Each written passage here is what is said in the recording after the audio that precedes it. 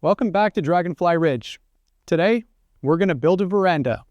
A great place to get kissed, unless you're more of a lips will be fine type.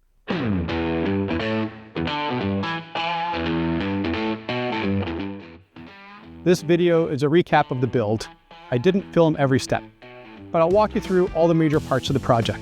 But first, if you enjoy projects like this, please subscribe, like, and share.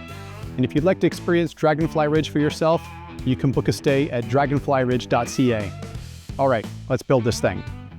We love being outside, but we're always battling wasps, hornets, flies, and the weather.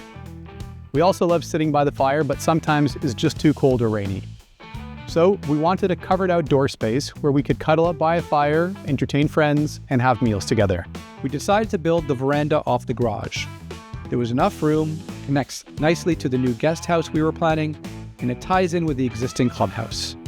It's also a short walk from the main house and has an amazing view of Beaver Valley. Here's how I did it. I started by clearing a 20-foot by 20-foot area, then dug 2 holes 5 feet down to get below the frost line for the post foundation. I would have preferred to use a post hole digger, but up here there are rocks and boulders everywhere, so an excavator was the only real option. It was messy, but it got the job done. Poured a layer of HPB at the bottom of the sonotubes, backfilled the holes, then poured the concrete into the sonotubes. Once the foundation was in, I framed the floor of the veranda and filled and compacted it with HPB. I chose HPB as a single base layer and skipped the gravel and sand to keep things simple. After leveling the base, I started dry fitting the brick patio. We picked a pattern, started in one corner, and worked our way out. All of the bricks were repurposed from the old chimney we removed when we renovated the main house.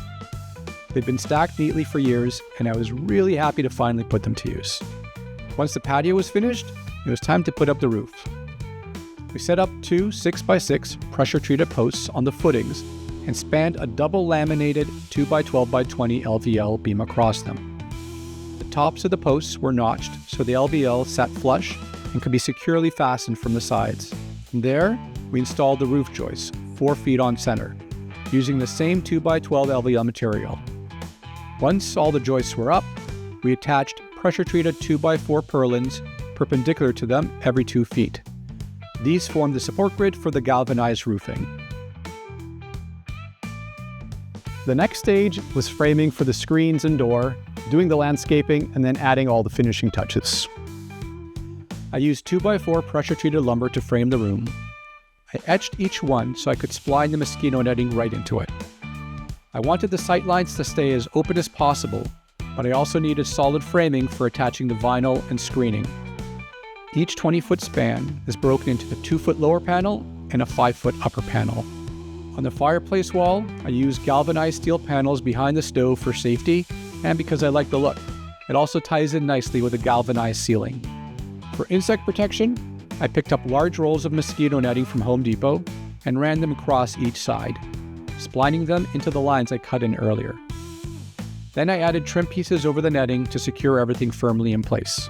The final touches included building a firewood rack, which I've linked here, as well as some wall panels to cover the brown galvanized steel in the garage, also linked here. We brought in outdoor furniture and a fantastic wood stove we found on Marketplace, and suddenly, the room felt complete. We finished things off with some lighting, a ceiling fan to circulate heat in the winter and cool the space in the summer, and some speakers. Altogether, it's become our most cherished space on the property. If you enjoyed this video, please subscribe, like, and share. You can check out all the other build videos on the channel, and you can also book a stay with us at DragonflyRidge.ca.